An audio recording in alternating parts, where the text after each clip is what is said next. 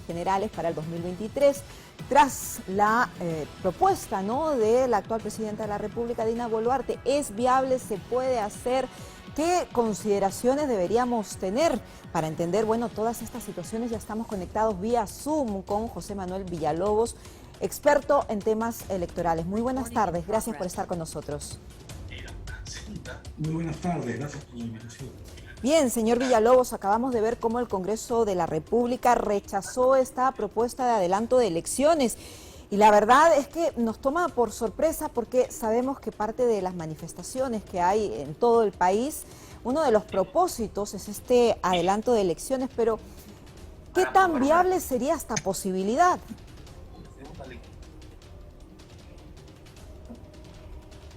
Señor Villalobos, ¿nos escucha? Sí, ahora sí, Ok. hay un sonido ahí que se filtra que no me deja escuchar. Bien, le repito la pregunta.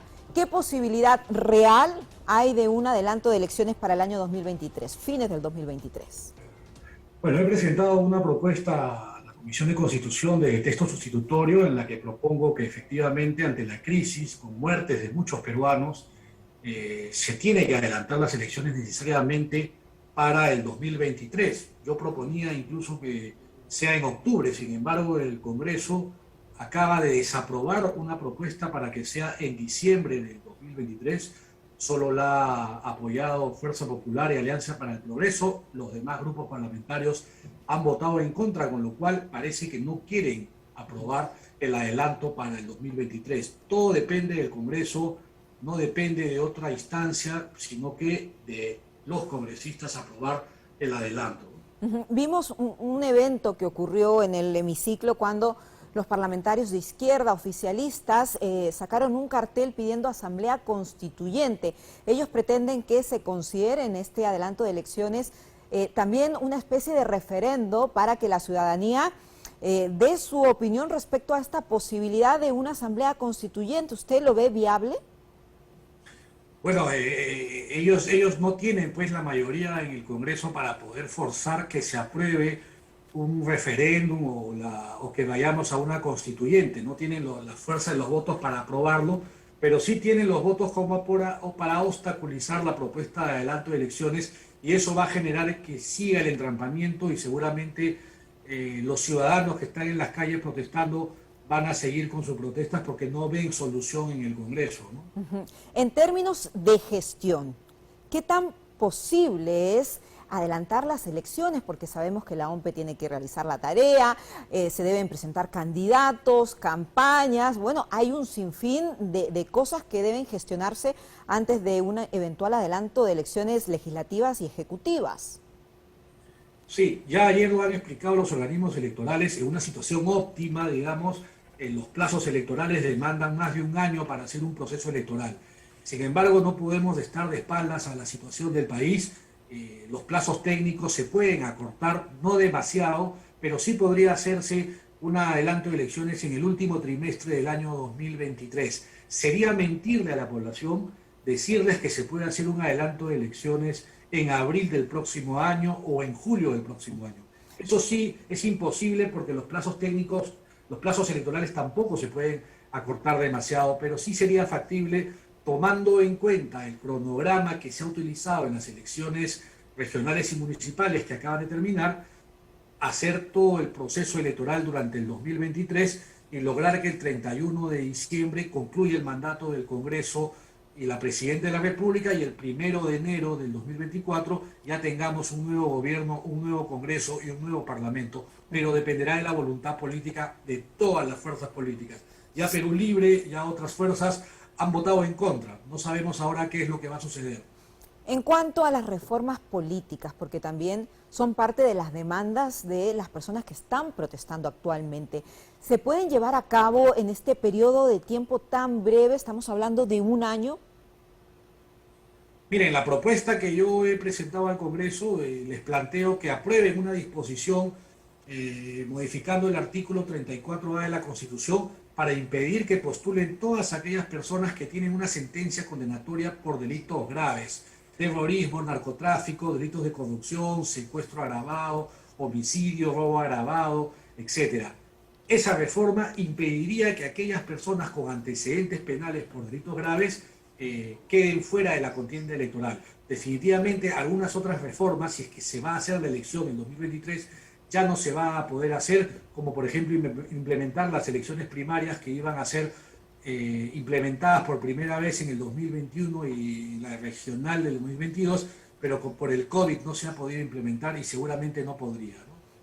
Pero también en términos de darle confianza a la población. Recordemos que las elecciones generales pasadas hubo muchas interpretaciones de que hubo fraude, se cuestionó el trabajo del Jurado Nacional de Elecciones, de la OMPE. Realizar unas elecciones express garantizan que sea un proceso, digamos, dentro de los marcos legales, de la transparencia necesaria.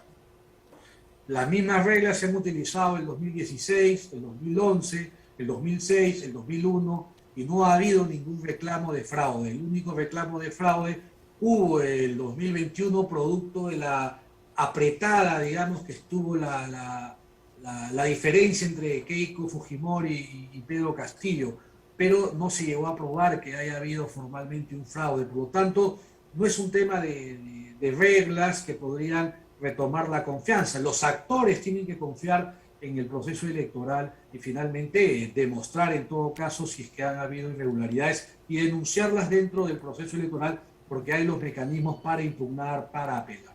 En términos económicos, ¿cuánto le costaría al Perú nuevas elecciones generales? Un aproximado.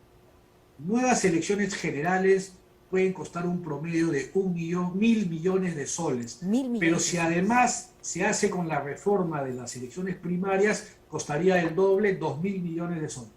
Es una cifra bastante importante. Digamos que esto sería por la premura necesaria, ¿no? No, es lo que cuesta más o menos hacer un proceso electoral, 1.000 millones. Pero si vamos a hacer primarias que nunca se han hecho, tendrías que duplicar el presupuesto a 2.000 millones aproximadamente. Es importante también que los ciudadanos lo tengan en consideración y lo cierto es que si no existen estas reformas políticas, es probable que tengamos las mismas autoridades con el mismo perfil que ha sido cuestionado por tantos ciudadanos y por tantas personas, porque finalmente se está dejando de lado las necesidades de la población, las reformas, los cambios en el sistema de educación, de salud, tantas necesidades que hay por hoy y que son las demandas, por supuesto, requeridas por muchos de los ciudadanos. Ahora, sí, pero sí, ninguna reforma que se ha hecho te va a mejorar la calidad de los representantes, porque una ley por efecto de magia no va a mejorar, no te va a dar un mejor presidente, un mejor congresista.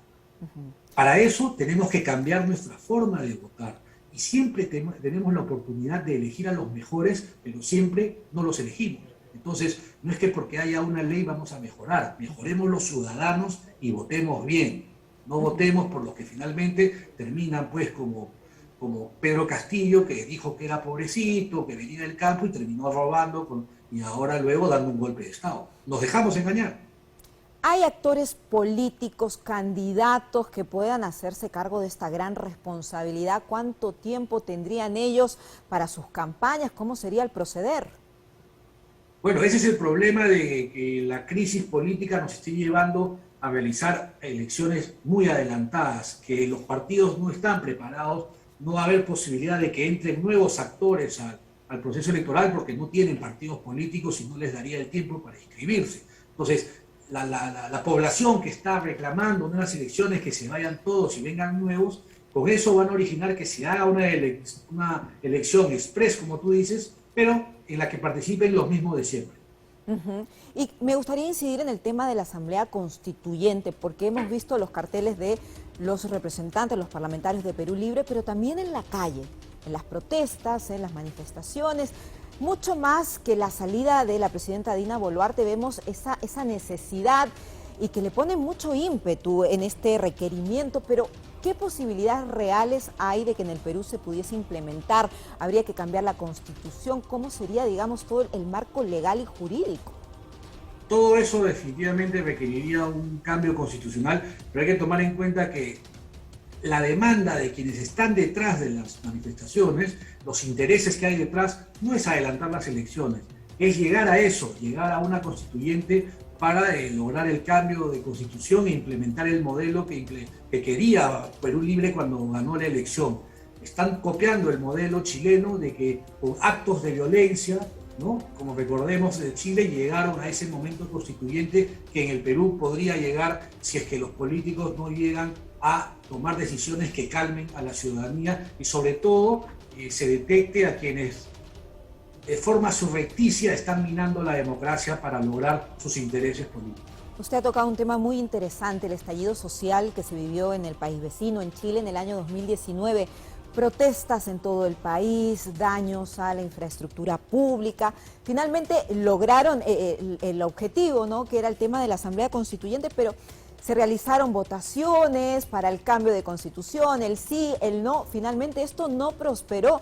Sería bueno si usted tiene algún conocimiento del ejemplo de Chile para que también puedan entender las personas que nos están viendo.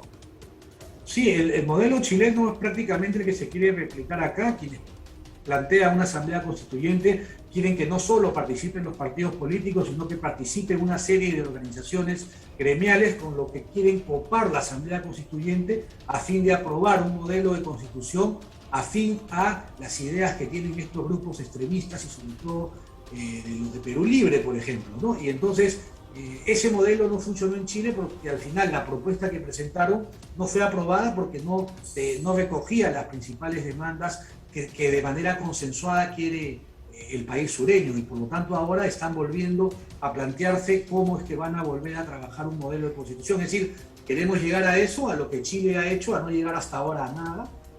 Ajá, y la redacción de una nueva constitución es un proceso largo, se necesitan las personas idóneas, estos actores políticos también, y es... Que los que están ahora en el Congreso no son los indicados. Vayamos a elegir un nuevo Congreso y en función al correlato de fuerzas se verá si se puede o no implementar las medidas de reforma que quieren algunas fuerzas como Perú Libre y otros, pero si no, si en las urnas no ganan y no tienen una buena representación en el Congreso, pues deberán entender que no tienen la fuerza para que sus propuestas ganen. Es como que nos estén poniendo una pistola en la cabeza para decidir, porque sacan a la población, asusan, incendian todo a fin de arrinconar a los gobernantes de turno para que tomen decisiones así. Y con una pistola en la cabeza nadie puede decidir, ¿no? Por supuesto que sí, de acuerdo con usted. Y muriendo gente inocente que sale a marchar, pero atrás hay gente que lo que busca es que finalmente haya derramamiento de sangre para lograr sus objetivos. Y contra eso tenemos que oponernos, ¿no? Por supuesto que sí, totalmente de acuerdo. Bien, muchas gracias al señor José Manuel Villalobos, experto en temas electorales. Muy amable.